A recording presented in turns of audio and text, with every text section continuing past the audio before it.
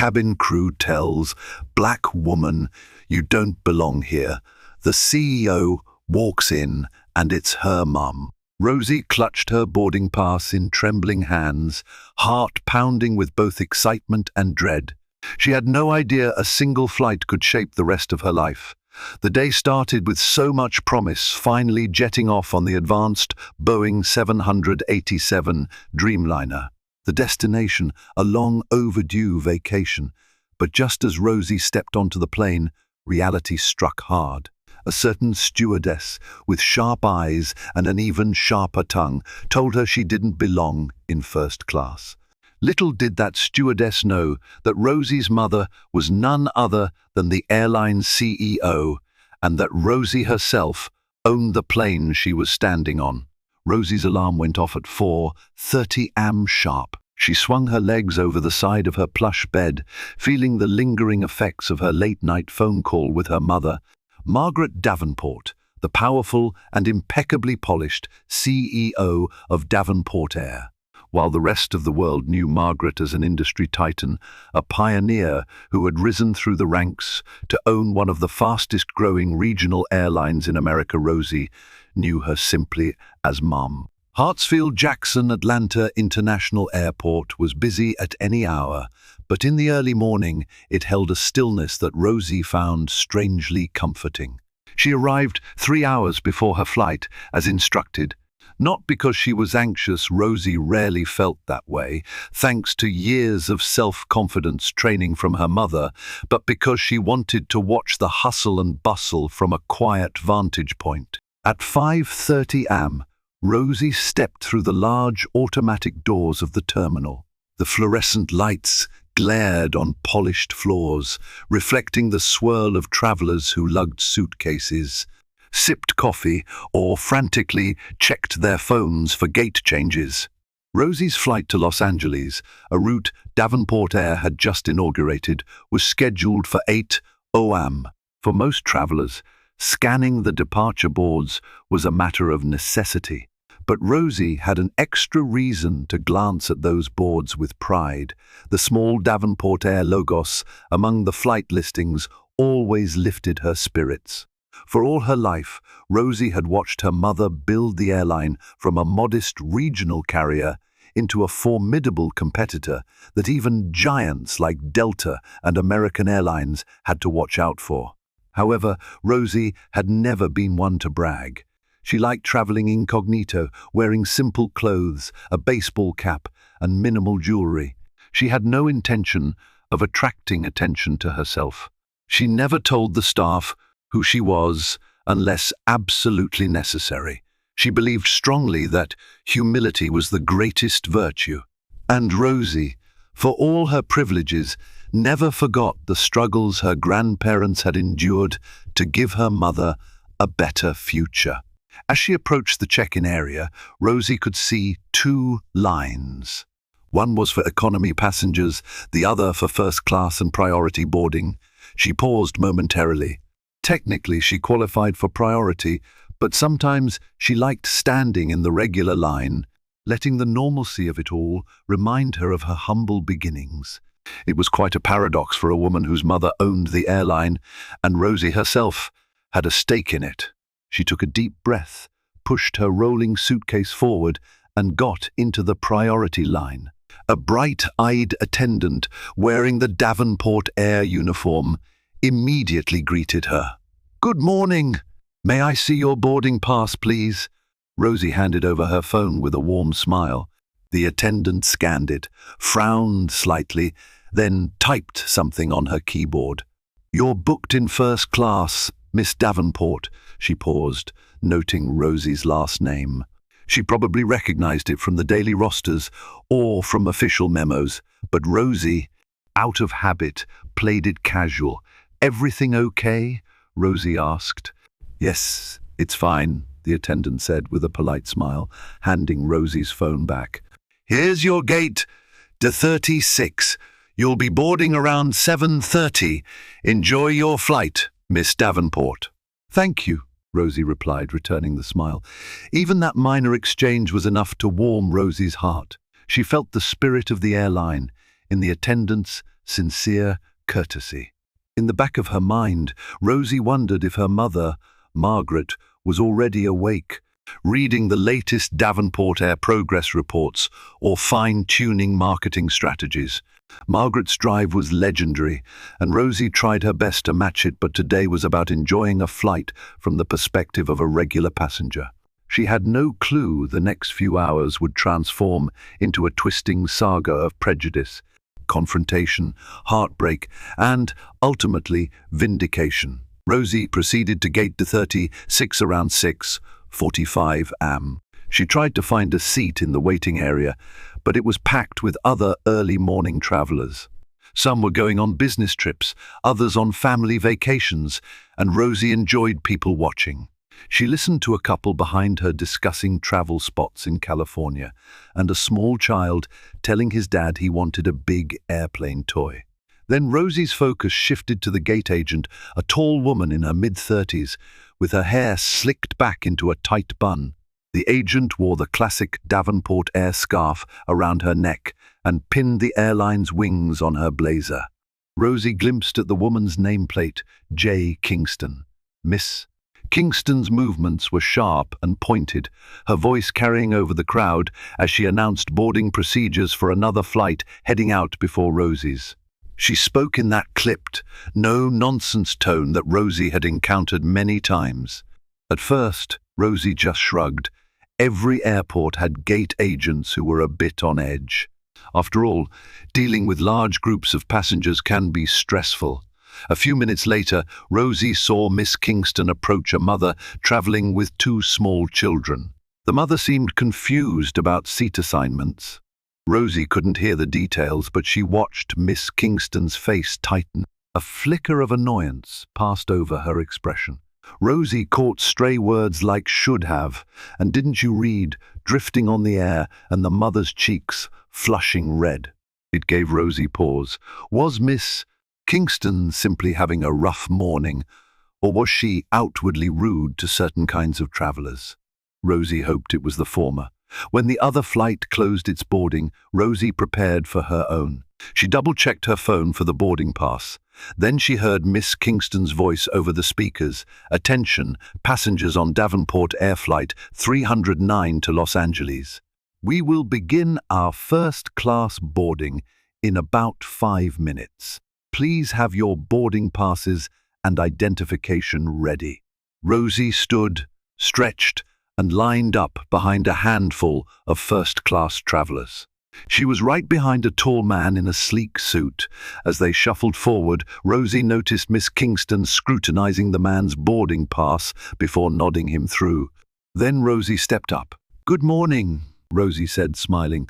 She offered her phone with the QR code displayed. Miss Kingston eyed Rosie's phone, then Rosie's casual outfit. Rosie wore comfortable jeans, sneakers, and a plain T-shirt. She also happened to be a dark-skinned black woman with her hair pulled into a neat bun.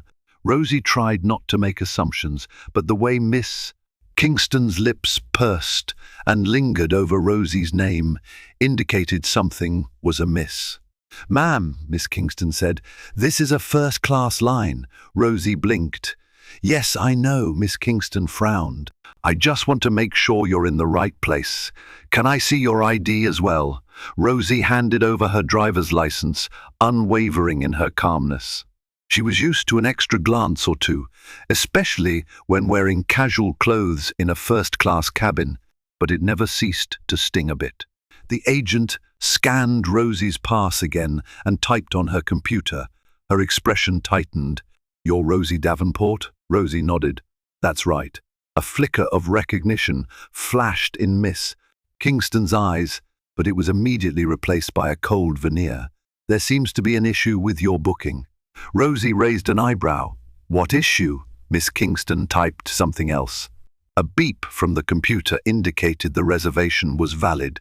Rosie could see the words "confirmed 1A" first on the screen, but Miss Kingston looked up, not with an apology, but with an oddly defiant expression.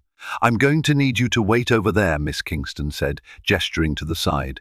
Rosie's pulse quickened. She maintained her composure. "Is there a problem with my seat?" Miss Kingston repeated, more firmly. "Just wait over there, please. I'll handle the other passengers first." Rosie felt the eyes of the other travelers on her. She noticed the tall man in the suit, now safely past the jet bridge, throw a curious glance over his shoulder.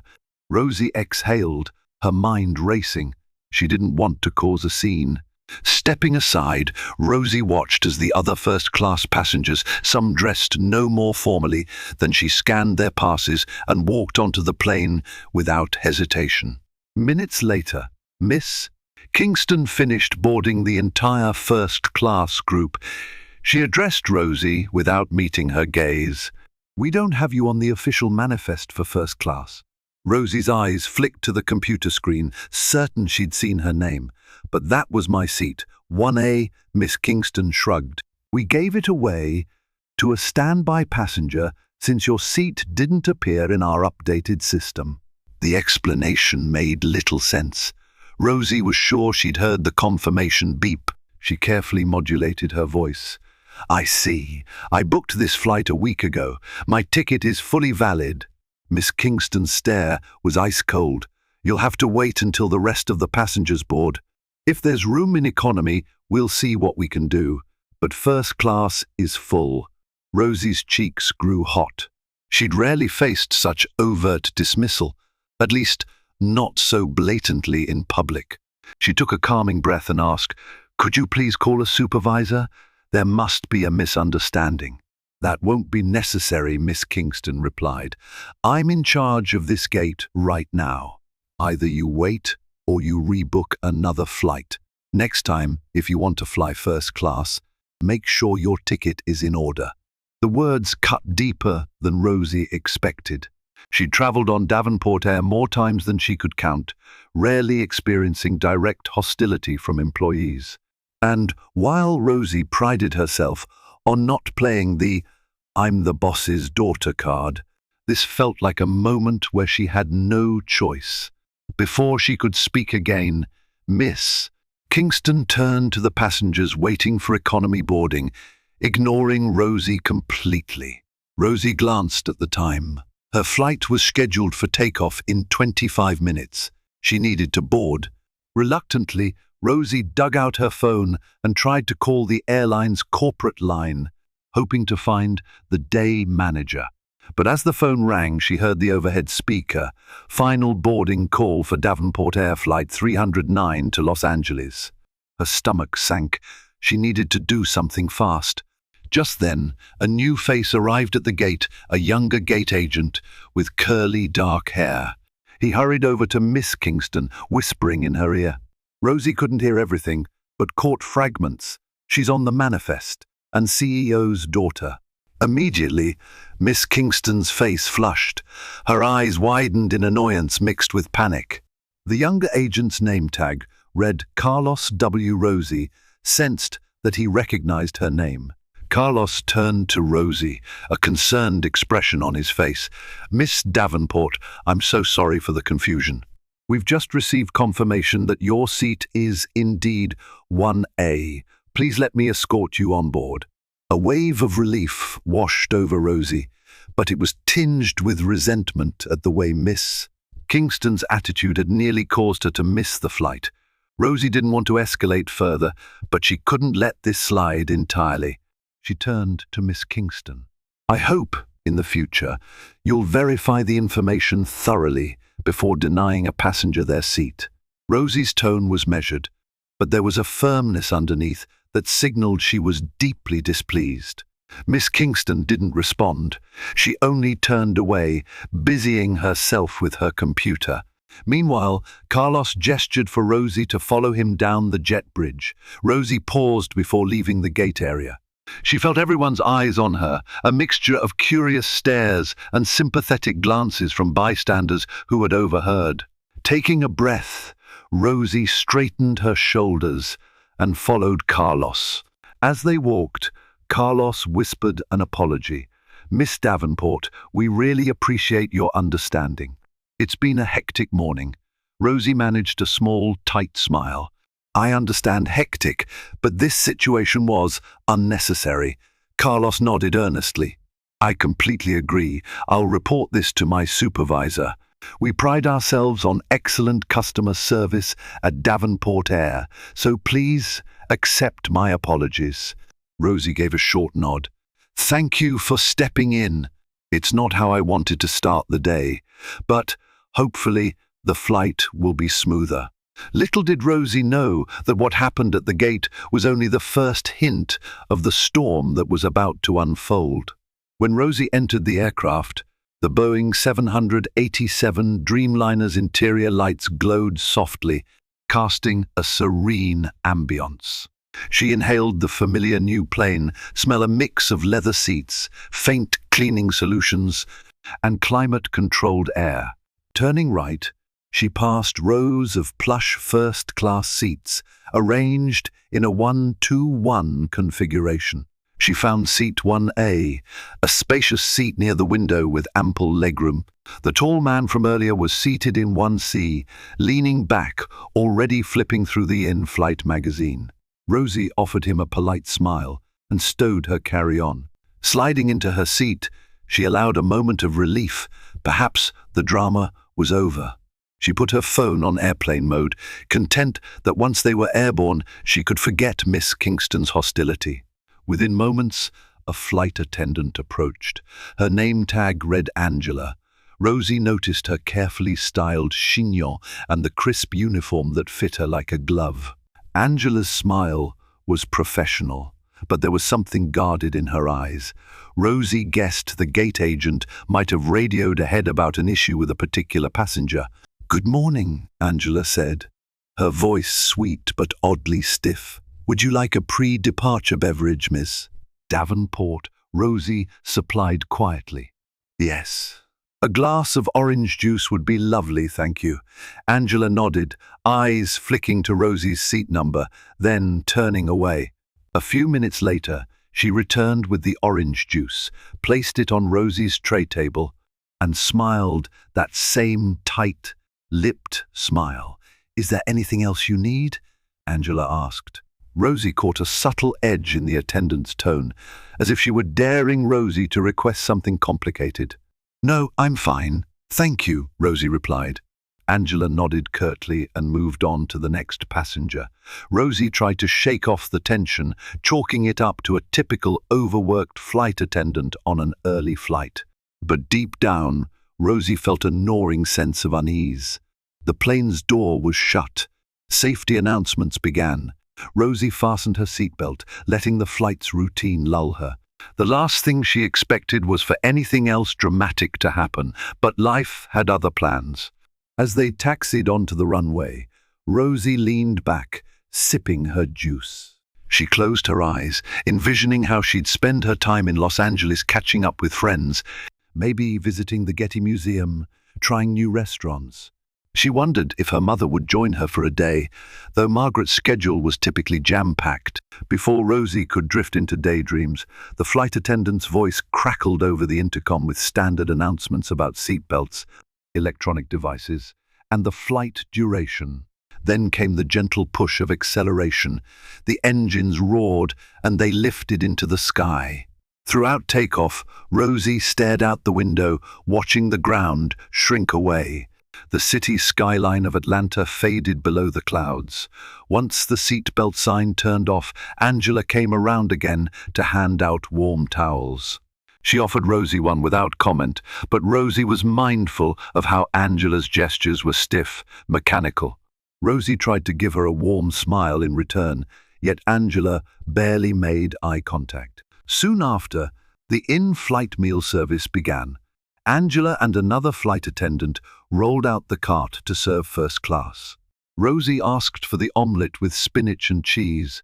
The other attendant, a friendly older gentleman named Brian, poured her coffee.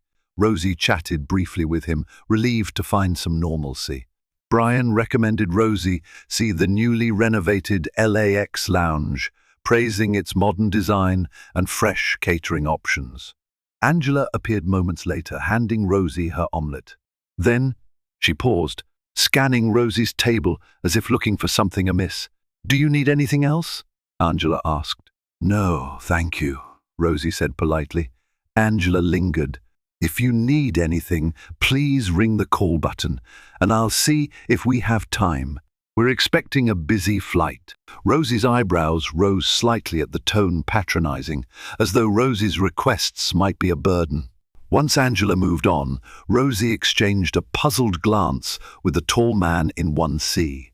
He shrugged slightly, as if to say he'd noticed the same tension. Rosie focused on her meal, trying to let it go. She reasoned that not everyone had great customer service skills.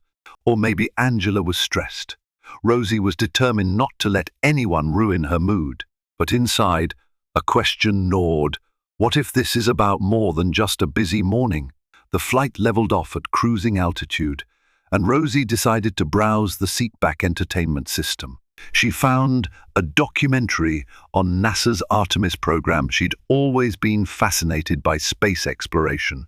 Plugging in her headphones, Rosie allowed herself to drift into the enthralling world of rocket science, far away from the day's earlier frustrations. She was about 10 minutes into the documentary when she felt a tap on her shoulder. Startled, Rosie looked up to see Angela. "Excuse me," Angela said, her voice low. "Could you take off your headphones?" Rosie obliged, confusion evident on her face. "Is something wrong?" Angela leaned closer. "I need to see your ticket." For a moment Rosie thought she had misheard. "My ticket?" "Yes. Please show me your boarding pass." Angela's tone was curt. Rosie felt her pulse quicken. "I already showed it at the gate. Why do you need to see it again?" Angela frowned. "We have procedures, ma'am. You need to comply when asked for proof of seat assignment." Rosie's first instinct was to remain calm. She pulled out her phone, navigating to the stored boarding pass. She held it out. "Here." Angela took Rosie's phone, glancing at the QR code. Rosie noted how Angela seemed to stare at Rosie's name and seat number with a mix of suspicion and disbelief. After a few seconds, Angela handed the phone back, murmuring, "I see." Rosie felt her cheeks flush. "Is there a problem?" Angela's gaze flicked over Rosie's casual attire again, her lips thinning into a tight line. "Sometimes certain passengers try to sneak into first class." Rosie's chest tightened. "I'm not sneaking anywhere. I booked this seat." Angela shrugged, as though unconvinced. "Well, we do have rules. Let's leave it at that." The flight attendant turned and walked away, leaving Rosie staring after her in disbelief. Rosie pulled off her headphones fully, now too unsettled to focus on the documentary. She looked around the cabin, noticing that other first-class passengers seemed at ease, receiving polite attention from the crew. Why was she singled out again? Rosie swallowed the knot in her throat, recalling the many times her mother had taught her to remain poised in the face of injustice. But Rosie was close to her limit. The gate agent's hostility was one thing, but now the flight attendant's repeated questioning was quite another. Rosie decided she would talk to a senior crew member, or the purser. Someone had to know that Rosie, not only a paying customer, was also the daughter of the airline's CEO. Before Rosie could act on that thought, Angela returned, carrying a piece of paper. "Could you confirm your full name and date of birth?" Rosie's eyes widened. This was beyond normal. Her voice trembled with controlled anger. "Is there a specific reason you're asking me this?" Angela pursed her lips. "We suspect seat duplication. Another passenger claims seat 1A. Another passenger?" Rosie was baffled.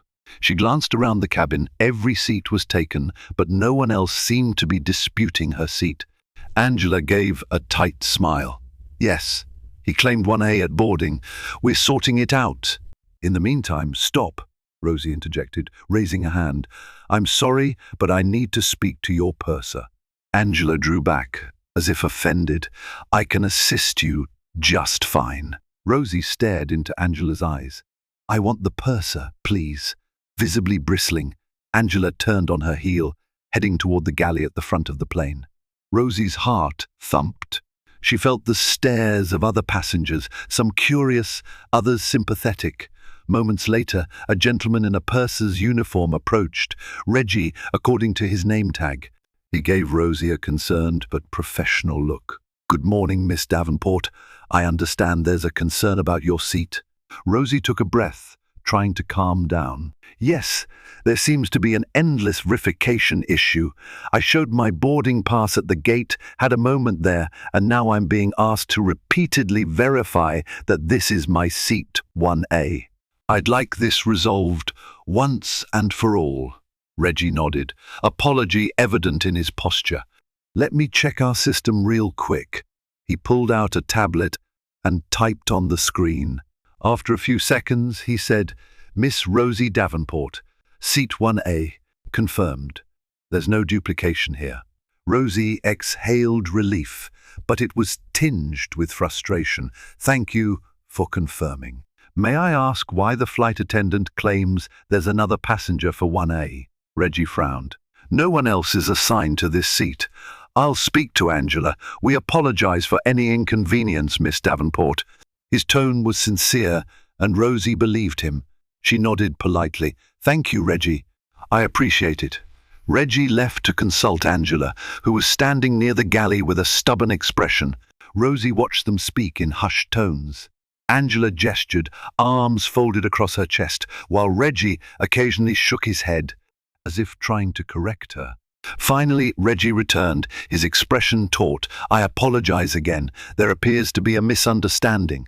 Please rest assured you are in your rightful seat." Rosie offered a small smile, though she was hardly placated. "I appreciate your help, Reggie. Thanks."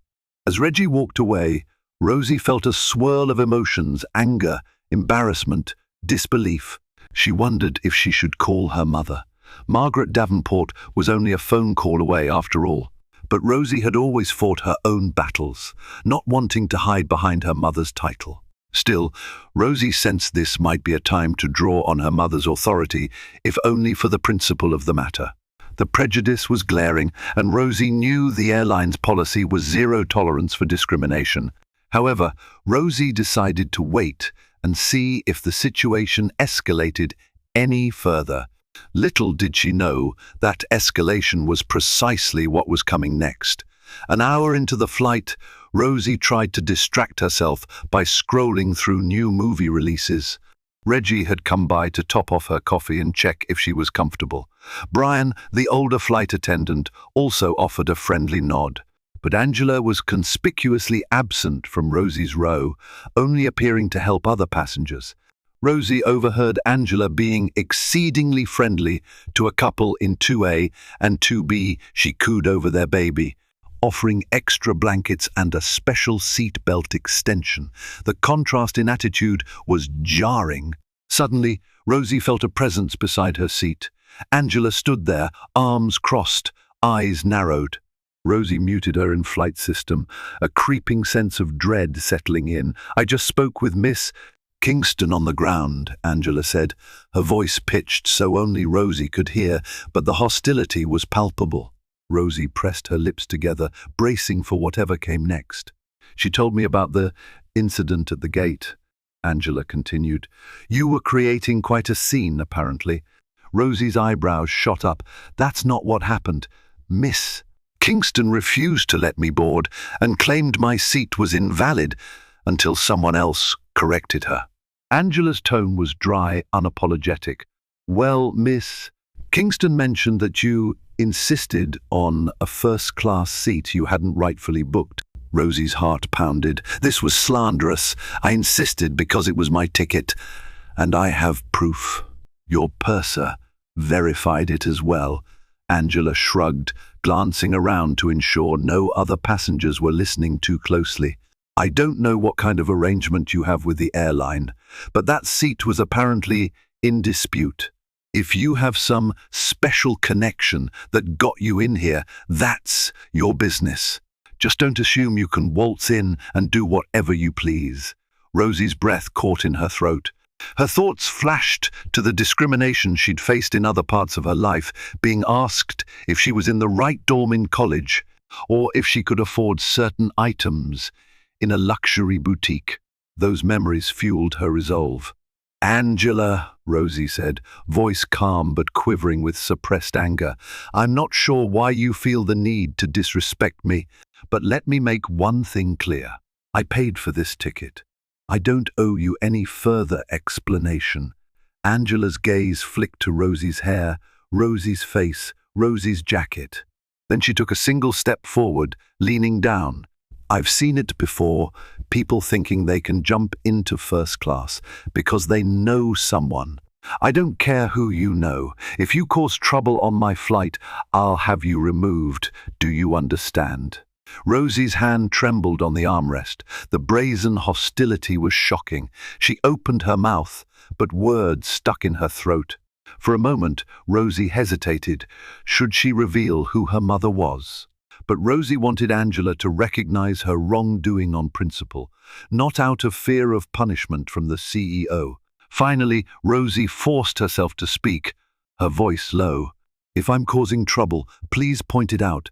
As far as I can see, I've been quietly in my seat. You're the one coming to me with accusations." Angela stared her down. "Just watch yourself, Miss Davenport." She spoke Rosie's name with biting sarcasm. Then, turning on her heel, she walked back toward the galley. Rosie stared after her, heart pounding in her chest. She felt an overwhelming urge to stand up and demand Angela be removed from the plane for discrimination. Yet Rosie also knew that flight attendants wield enormous power during flights. One accusation of unruly behavior could see Rosie ejected or blacklisted. Her thoughts raced. "This is bigger than me." Rosie realized the problem. Angela was judging Rosie based on her appearance and her race. And Rosie knew she had to address it, not just for her own sake, but for anyone else who might face such treatment. In the seat across the aisle, the tall man gently cleared his throat. Rosie turned, seeing the concern on his face. "I don't mean to pry," he said quietly, "but I overheard some of that." "Are you okay?" Rosie forced a shaky smile. "I'm fine, thank you. Just some misunderstanding." The man nodded sympathetically, but Rosie could see the concern linger in his eyes. Rosie put her headphones back on, if only to avoid any more invasive stares. She turned up the volume on the documentary, hoping the roaring of rocket engines would drown out her tumultuous thoughts. But Rosie was only halfway through the flight. She had a sinking feeling that Angela wasn't done with her yet. 2 hours into the flight, Rosie dozed off after the meal service.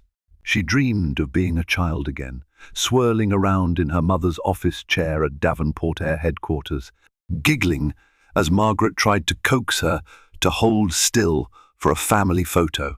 She woke to the sensation of turbulence. The seatbelt sign blinked on. Rosie fastened her belt, noticing Angela moving up and down the aisle, ensuring tray tables were locked. Soon the turbulence subsided, and Rosie reached for her water cup. She found it empty. Reluctantly, Rosie pressed the flight attendant call button. She wondered who would answer.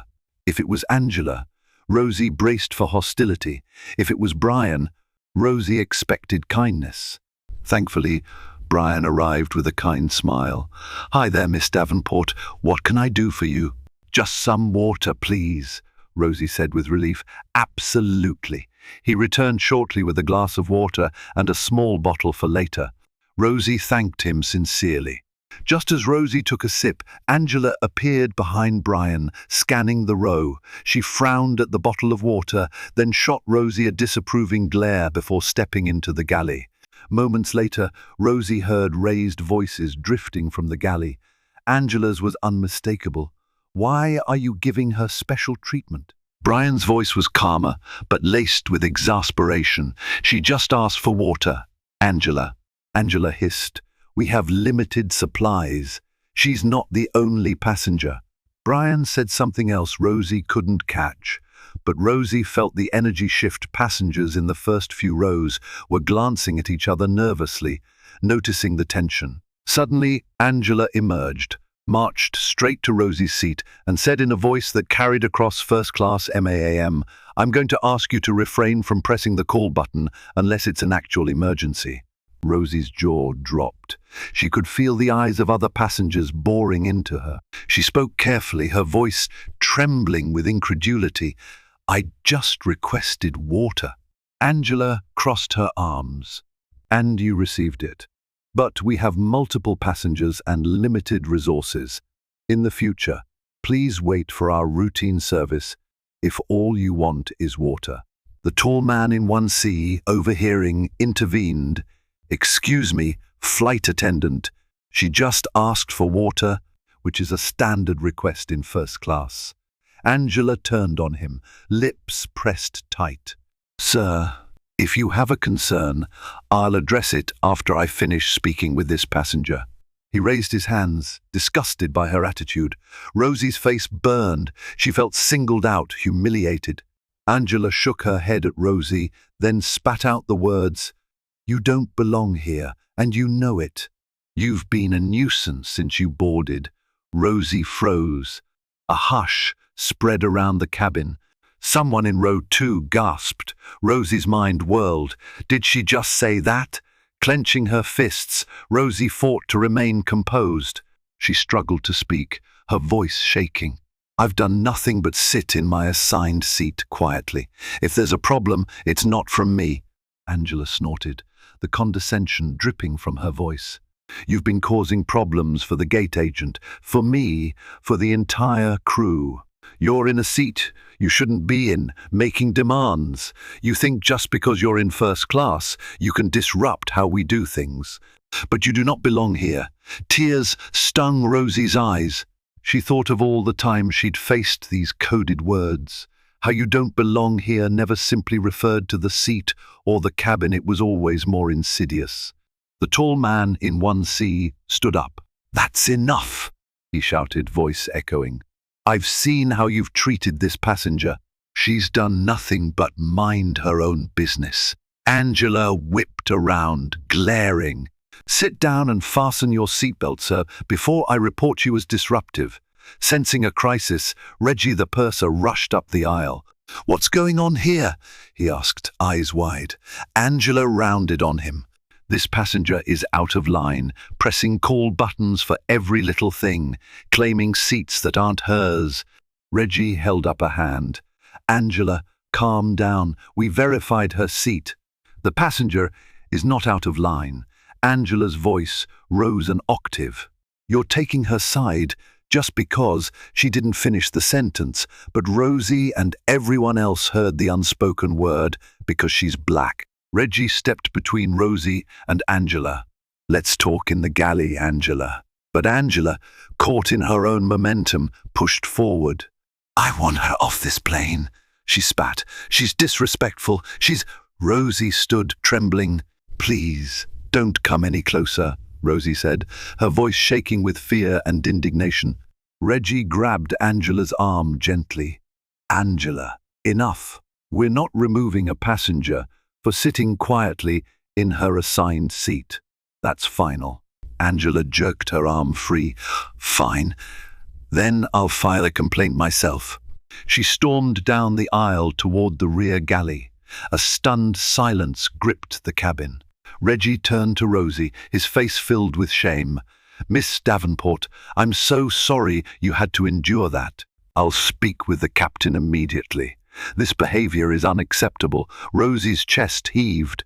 She realized her heart was pounding. The other passengers in first class exchanged shocked glances, some whispering about what they'd just witnessed. Slowly, Rosie sank back into her seat. The adrenaline left her shaky, but a steely resolve took hold. This was no minor scuffle. This was blatant discrimination. She would not let it go unchallenged. Minutes later, Reggie came back with a glass of water, kneeling by Rosie's seat to speak in a low, comforting tone. "I've informed the captain of the situation. He's appalled at Angela's behavior. We'll make an official report, and the airline's HR department will handle this." Rosie nodded, not entirely appeased. "Thank you, Reggie, but I think you need to know something else."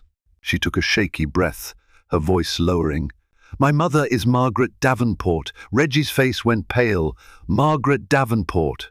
As in, Rosie offered a small nod. Yes, the CEO of Davenport Air. I don't usually throw her name around, but I can't let this incident stand.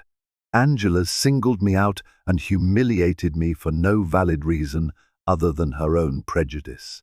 This is a serious matter. Reggie swallowed hard, composure fracturing for a moment. Miss Davenport, my apologies. You have every right to escalate this. If you want me to put you in touch with the corporate office after we land, we'll do that immediately. I'll personally vouch for everything I've seen. Rosie exhaled, relieved to have at least one ally. Thank you, I'll handle it when we land. My mother will want to know about this. In a quiet voice, Reggie replied, Of course, Miss Davenport. We are genuinely sorry. He returned to the galley. Rosie felt a twinge of guilt that she'd had to invoke her mother's name. She never liked pulling rank, but if ever there was a time to do it, this was it. She glanced across the aisle and saw the tall man give her a supportive nod, a silent message. I've got your back. Rosie mouthed a quiet thank you. He nodded again, then settled back into his seat. For the next hour, Rosie stayed silent, headphones on, eyes glued to her seatback screen, though she barely processed what she was watching.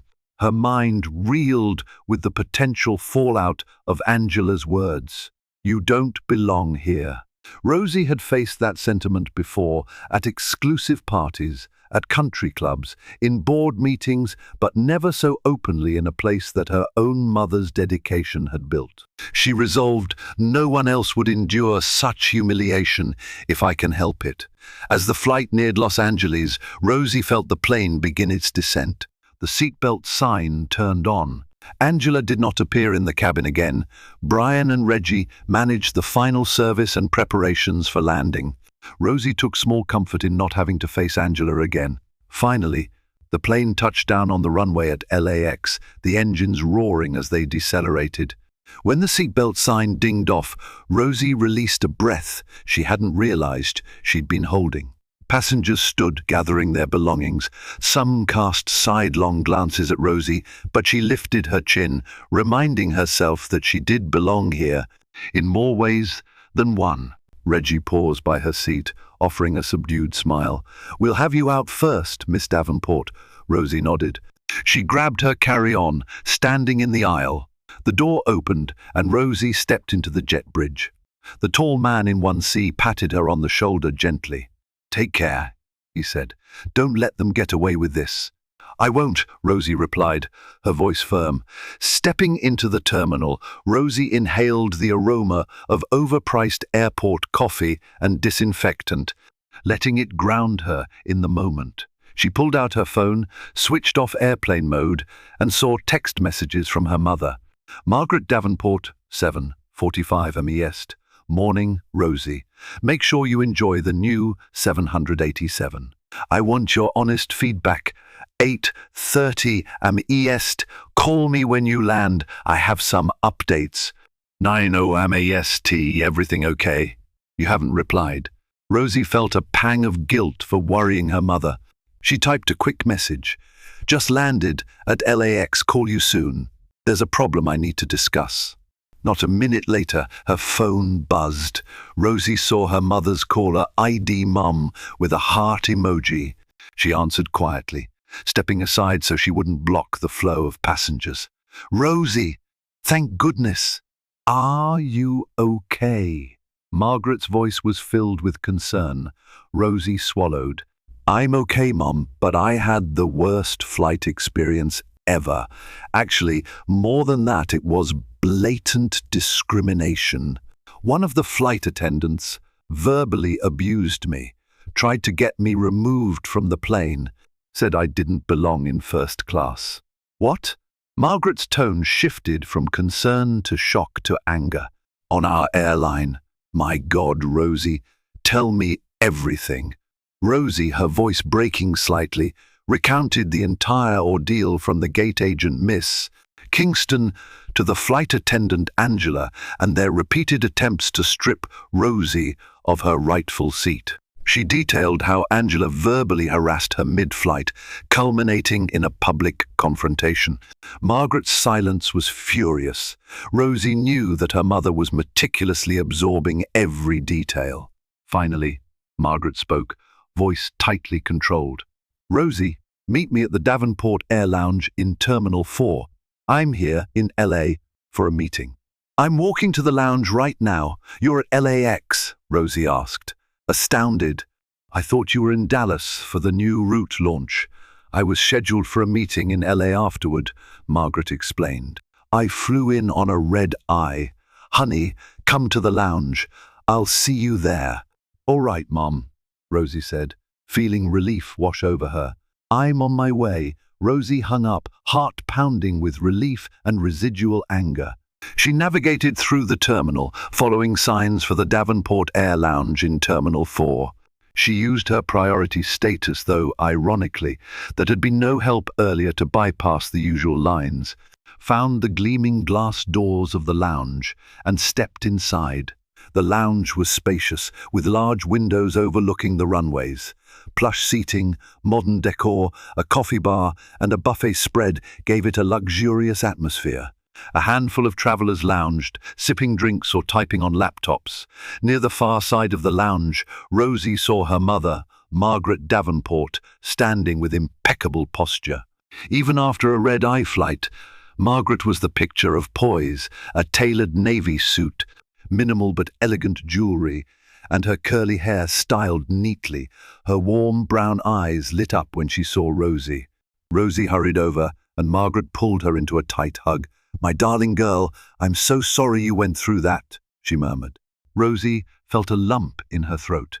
For a few seconds, she let herself be a daughter, comforted by her mother's embrace. Then she pulled back, tears threatening to fall. "I'm okay now, but it was awful, Mum." Margaret's face hardened. "Where are they? That flight attendant and the gate agent, did they deplane yet?" "I'm not sure," Rosie admitted. "They were still on the aircraft when I got off." Margaret inhaled sharply. "Wait here. I'll have them come to the lounge now." Rosie's eyes widened. "You can do that?" Margaret's jaw tightened. "I'm CEO, Rosie. I can do a lot of things. But first, you need to know, this is not just about you. If they did this to you, imagine what they might do to other passengers who don't have connections. I won't tolerate discrimination in my company." Rosie nodded, admiration swelling in her. She knew her mother was a force to be reckoned with, but she'd never seen that protective fury quite like this. Margaret turned to a lounge staff member. "Could you get me the station manager for Davenport Air here at LAX immediately?" The staff member nodded, clearly recognizing the CEO right away. "Miss Davenport." Within minutes, the station manager, a composed woman named Mia Thompson, arrived, followed by Reggie the purser, who looked extremely nervous. Mia introduced herself, noticing Rosie and Margaret's tense demeanors. Margaret wasted no time. "I need the flight attendant Angela and gate agent Miss Kingston brought here. There has been a serious incident of discriminatory behavior, and I want it addressed right now." Mia's eyes flickered in alarm, but she kept her cool. "Yes, Miss Davenport, I'll have them paged immediately." Reggie stepped forward, swallowing. "Ma'am, Miss Davenport, I'm Reggie, the purser. I witnessed everything. Angela's behavior was inexcusable." Margaret nodded, a faint softening in her expression. "Thank you, Reggie, for supporting my daughter. I appreciate you trying to de-escalate." He inclined his head. "Anything to help, ma'am." I wrote a full incident report. Margaret took the report, scanning it with narrowed eyes. Rosie watched her mother's expression darken. This is about to get real. Moments later, a lounge representative guided Miss Kingston, the gate agent, and Angela, the flight attendant, into a private conference room at the back of the lounge. They looked flustered, uncertain why they were summoned so abruptly. Angela shot Rosie a glare before noticing Margaret Davenport. "Missy, Kingston's face paled when her eyes landed on Rosie standing beside Margaret. Mia cleared her throat. "Miss Kingston, Angela, this is Margaret Davenport, CEO of Davenport Air. If Miss Kingston and Angela appeared uneasy before, now they were outright terrified. Angela's eyes widened. Miss Kingston's posture stiffened. They exchanged apprehensive glances. Margaret's voice was clipped, authoritative. "I understand that there's been a serious allegation of misconduct on Flight 309 from Atlanta to Los Angeles. Specifically, 2 employees, one at the gate, one on board, targeted and harassed my daughter, Rosie Davenport, who was traveling in first class." Angela's mouth parted in shock. "Miss," Kingston mumbled. "Daughter?" Margaret folded her arms. "Yes, Rosie is my daughter. But even if she were a complete stranger, your behavior was unacceptable. Now, I'd like to hear from each of you in your own words. What transpired?" Miss Kingston visibly trembled. Angela tried to keep her composure, but her voice quivered when she spoke. I wasn't aware she was your daughter, Miss Davenport. We had a problem with seat duplication." Margaret cut her off. "We have the manifest. There was no duplication. Rosie's seat was confirmed. Gate records show you tried to block her from boarding, Miss Kingston, until another agent intervened." "Why?" Miss Kingston fumbled for words. "I thought the system glitched. Her name wasn't showing. It was a busy morning." And Margaret's eyes flashed with anger. "So you fixed that by telling my daughter to wait and giving her seat to someone else, miss?" Kingston sputtered, eyes darting helplessly. Margaret shifted her focus to Angela. "And you on board? According to multiple witnesses, you repeatedly questioned Rosie about her ticket, humiliated her in front of other passengers, and stated that she didn't belong in first class. Is that correct?" Angela's cheeks flared red. "It was a misunderstanding. I thought she didn't belong here is not a misunderstanding," Margaret retorted, voice chillingly calm. "It's discrimination. You singled her out because of her appearance and subjected her to hostile treatment." Angela's lip quivered. "I was only following procedure." Margaret set Reggie's report on the table. "Enough. We have multiple witness statements from passengers and crew, indicating you used racially charged language and threatened to have Rosie removed. This is a direct violation of Davenport Air's employee conduct policy, not to mention basic decency." Silence fell over the room. Rosie stood quietly, letting her mother take the lead. Part of her was shaken by how quickly everything escalated, but the other part felt vindicated. Margaret turned to Mia, the station manager. "Mia, I want Miss Kingston suspended pending further investigation. I want Angela suspended immediately as well. Their behavior is reprehensible. Our airline does not tolerate discrimination or harassment of any kind." "Is that clear?" Mia nodded, swallowing. "Absolutely, Miss Davenport. I'll process the suspension paperwork immediately." Angela's eyes filled with tears. Miss Kingston bowed her head. Rosie felt a complex swirl of emotions, a sense of justice being served, but also sadness that it had to come to this. But Margaret was far from done. Her next words were measured and decisive. "Furthermore, I expect you to attend a formal hearing with HR and possibly higher authorities. A civil rights violation is no small matter." Angela gasped, tears spilling over. "Miss Davenport, please. I didn't mean." Margaret held up a hand. "Don't. Actions have consequences. You displayed blatant disrespect and prejudice. Whatever you meant, you showed a side of yourself that we can't have in our airline. No apology to Rosie will undo the damage, but it's the least you owe her." Slowly, Angela turned to Rosie, tears dripping down her face. "I'm sorry," she whispered. I didn't realize." Rosie forced herself to meet Angela's eyes. "You didn't realize I was the CEO's daughter," Rosie said quietly. "Would you have acted differently if I wasn't?" That's the real question. Angela's face crumpled. I don't know. Rosie shook her head. That's exactly the problem. Margaret dismissed them. Mia, escort Miss Kingston and Angela out of the lounge. Begin the suspension process immediately. Mia complied, leading the two shocked employees away. The conference room door closed behind them with a quiet thud. Rosie exhaled, tears gathering in her own eyes. She wiped them, feeling a sudden wave of relief and exhaustion. Margaret pulled her into another hug. I'm sorry you had to go through that, Margaret murmured. I promise you, Rosie, I'll make sure we tighten our training and oversight so no one else experiences such treatment. Rosie let herself sink into her mother's arms. In that moment, all the tension of the flight seeped out in quiet sobs. Thank you, Mom. Margaret stroked Rosie's hair gently. It's going to be okay. You're safe now. And in that warm embrace, Rosie knew that while the fight against discrimination was far from over, she wasn't alone. She had her mother by her side, and together they would make Davenport Air a place where every passenger truly belonged. In the weeks that followed, Davenport Air initiated a thorough internal review.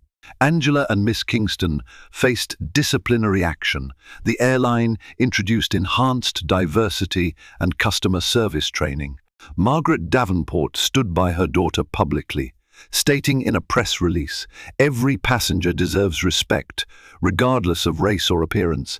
Our airline will not tolerate discrimination in any form." Rosie, for her part, used the incident to push for better inclusion policies within the family business. She spoke at staff meetings, sharing her personal story.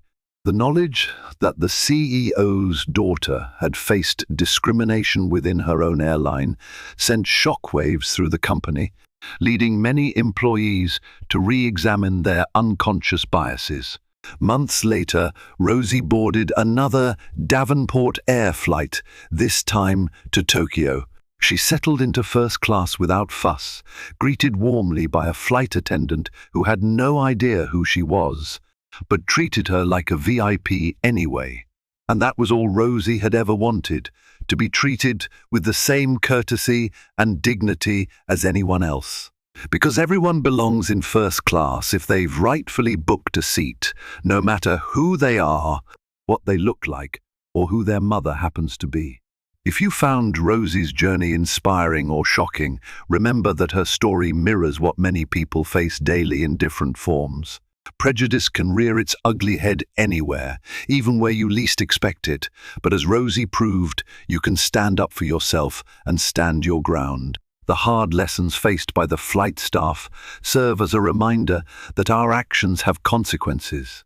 We each have a responsibility to foster respect and dignity for everyone. If you've ever felt dismissed or overlooked, let Rosie's story remind you of your worth. And if you see someone else being marginalized, be the one who speaks up. Together, we can build a world where truly everyone belongs. Thank you for watching this video. If this story moved you, please like, share, and subscribe to our channel. Stay tuned for more dramatic stories, and remember always to stand up for what is right.